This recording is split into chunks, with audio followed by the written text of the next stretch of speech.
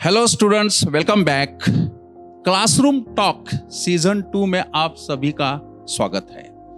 आज हमारे साथ है मानसी कंट्रोल कि जिन्होंने टोटल नीट 2022 के एग्जाम में 675 मार्क लिए हुए हैं, जिसमें फिजिक्स का स्कोर उनका है 175 आउट ऑफ 180।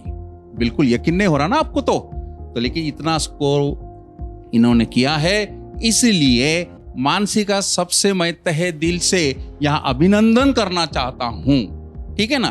तो अब मैं यहां सबसे पहले मैं आपको एक सवाल पूछना चाहूंगा कि आप ये क्रिएटिव कोचिंग क्लास को सिलेक्ट किया है, ये कहां से किया, यानी कि आपके मन में ये कब आया, कैसा आया, इसके बारे में थोड़ा आप बताइए।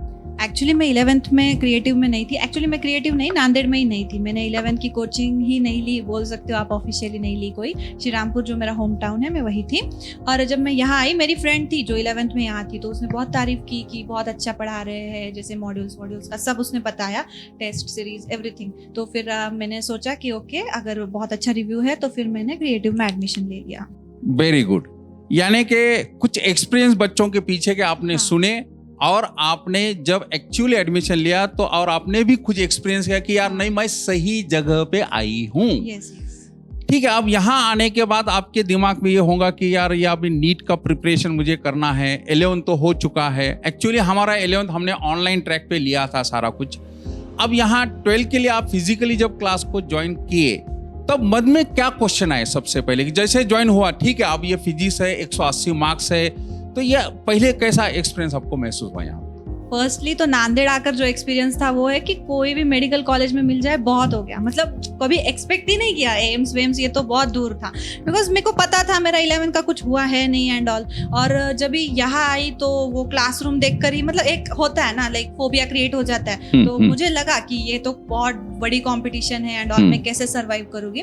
लेकिन फिर जब मैं सच में क्लासरूम में पढ़ रही थी, I remember the first incidents, क्योंकि मेरा रिविजन क्लासेस में अटेंड कर रही थी, क्योंकि मेरा 11 का कुछ हुआ नहीं था। तो वो रिवीजन क्लासेस के थ्रू ही मैंने सब कवर किया। सो मैं जब भी गई एंड फर्स्ट कश्यप सर का लेक्चर चल रहा था एंड उन्होंने एक क्वेश्चन दिया एंड उन्होंने उसका 100 रुपीज प्राइस रखा हुआ था एंड मेरा लॉग का क्वेश्चन था वो, और मेरा लॉगरिथम अच्छा था, तो मैंने सॉल्व करके वो आंसर कर दिया एंड उन्होंने मुझे वो प्राइज दिया। मतलब जो फर्स्ट डे मुझे झील मिल गई ना कि ओके, अगर मेरा आता है, करूंगी तो हो जाएगा, रिवीजन लेक्चर्स अटेंड करूंगी, so it will be the best. And ये जो मुझे बूस्टअप मिल गया तो it help me a lot, और उसी की वजह से शायद मैं इंटरेस्ट दिखा पाई सब्जेक्ट में एंड ओवरऑल। एग्जैक्टली मतलब यहाँ मोटिवेट किया गया आपको। कि छोटी छोटी एग्जैक्टली, और वो बहुत इंपॉर्टेंट था। हाँ, उससे आपका कॉन्फिडेंस बिल्टअप हो गया एकदम से। तो उसके बाद जैसे यहाँ जर्नी आपका शुरू हुआ, तो जब चलते हैं, जब आप पढ़ाई करते थे तो आपको यहाँ से जो मॉड्यूल्स मिल रहे थे, है ना, ये मॉड्यूल्स के बारे में कुछ बता सकते हैं क्या आप? फर्स्टली हमने जो सॉल्व किया तो वो था कंप्लीट फिजिक्स का मॉड्यूल जो क्रिएटिव का था। उसके अलावा एक रेफरेंस बुक तो मैं एररलेस सॉल्व कर दी। एग्जैक्टली। लेकिन वो जो मॉड्यूल के क्वेश्चन थे, ऑफ कोर्स पहले से भी एक्सपीरियंस है कि उसके मैक्सिमम कॉपी पेस्ट होते हैं, और हमारे भी बैच को वही हुआ कि जो क्वेश्चन यहाँ कर रहे हो आप वही होते हैं, और वो सब एक स्टैंडर्ड क्वेश्चन है। मतलब एक जो लेवल क्रिएट की है ना, एक्सरसाइज 1 2 3, आप बराबर फोकस ऑन होते हो कि पहले एक्सरसाइज 3 कर लो, वो थोड़ा ईजी लेवल है, फिर 1 के ऊपर शिफ्ट ऑन करो, और अगर आपको बहुत ही हाई लेवल जाना है लाइक जेई मेंस के ऊपर, तो आप एक्सरसाइज 2 को टच करो। हाँ, एंड ये जो क्रिएट है ना, और उसके बाद पीवाईक्यूज भी है जो बहुत इंपॉर्टेंट है। मतलब आप अगर रेफरेंस बुक नहीं भी करते हो तो इट्स सफिशिएंट, लेकिन फिर भी अगर कुछ होते हैं, जैसे मुझे थोड़ा पागलपन था फिजिक्स के लिए, तो एग्जैक्टली कर देती थी सॉल्व। एंड वो जो क्रिएट है ना, मतलब वो exercise 1 2 3 4 sequence, that's the best. Right. तो इसका मतलब है कि थोरो स्टडी हमारी हो जाती है। अगर हम हर एक एमसीक्यू क्रिएटिव मॉडल में से करते हैं तो इतना कॉन्फिडेंस बिल्टअप हो जाता है कि हम कोई अगर दूसरी बुक भी हम सॉल्व करेंगे तो ये झटके से होती होंगी शायद, तो उसमें कोई दिक्कत ज्यादा आती नहीं होंगी। एग्जैक्टली। तो उसका एक बेनिफिट आपको मिला है। अब जब एग्जाम सर पे आए हुए थे, अब सर सामने है, तो भाई टेस्ट सीरीज भी चल रही थी, तो ये टेस्ट सीरीज के बारे में और आपका एग्जाम का एक्सपीरियंस, जो फाइनल एग्जाम एनटीए ले रहा था, उसके बारे में थोड़ा सा बताइए। पहली बात, जो मैं टेस्ट सीरीज याद दे रही थी ना, तो जो क्वेश्चन का लेवल होता था वो मैं एक्सप्लेन नहीं कर सकती थी, it is just superior level. मतलब यहाँ स्कोर नहीं आता है, लेकिन वहाँ आ गया ना। अभी वहाँ अगर मेरा 175 आया है, इसका मतलब है कि ऑफकोर्स कोचिंग में तो बेस्ट मटेरियल मुझे प्रोवाइड किया गया। एंड जो फ्रीक्वेंसी थी ना टेस्ट सीरीज की, मतलब डेली आपको टेस्ट देना ही है।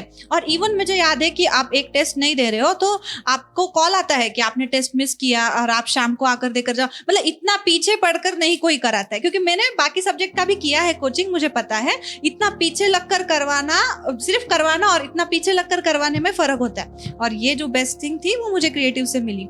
एंड द सेकंड थिंग, जैसे एग्जाम का एक्सपीरियंस हो गया, तो मैंने जब पेपर देखा, मतलब शायद आपको ओवर एग्जैगरेशन लगेगा बट इट्स द ट्रुथ कि मैंने 20 to 25 मिनट्स में पूरा फिजिक्स का पेपर सॉल्व किया। एंड द थिंग इज, जो मेरा एक क्वेश्चन गया है उसका ऑफकोर्स एक ही रीजन है कि मैंने वो पेपर चेक नहीं किया। मैं ओवर कॉन्फिडेंस में आ गई कि आज तो फिजिक्स आउट ऑफ ही लेकर जाना है, तो मेरे को लगा नहीं कि मैं चेक कर लूँ, और मैंने वो मैक्सिमम टाइम केमिस्ट्री और बायो में दे दिया।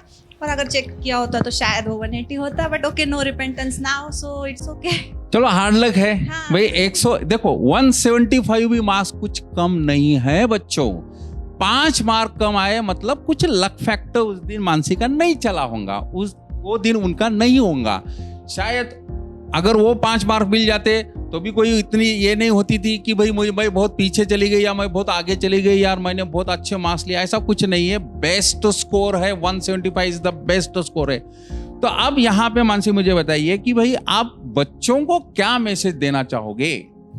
द थिंग इज, हार्डवर्क किया तो रिजल्ट तो आना ही है, दैट्स इट। लेकिन जो कोचिंग है उस पर एक भरोसा रखो। मतलब ना, मार्केट में बहुत मटेरियल है, बहुत कुछ है, तो हमें जो मैम वगैरह कहती थी कि आप एक ही पर फोकस करो, आपका मॉड्यूल हो गया, और अगर एक रेफरेंस बुक कर रहे हो तो उसको आप 2 बार करो, लेकिन आप 4 रेफरेंस बुक अलग अलग रेफर मत करो। ये जो बहुत इंपॉर्टेंट मिस्टेक बहुत जन कर लेते हैं, ये भी कर लूँ वो भी कर लूँ, ये नहीं होता है। आप एक ही चीज करो।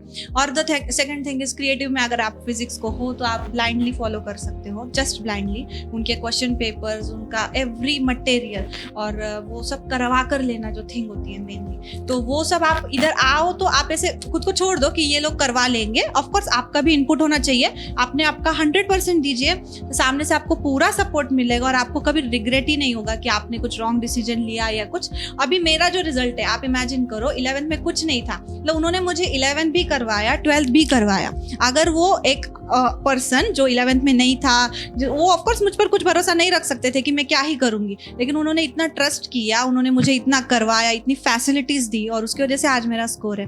तो आप blindly, I will say blindly ये फॉलो कर सकते हो क्रिएटिव को। It's just the best, definitely.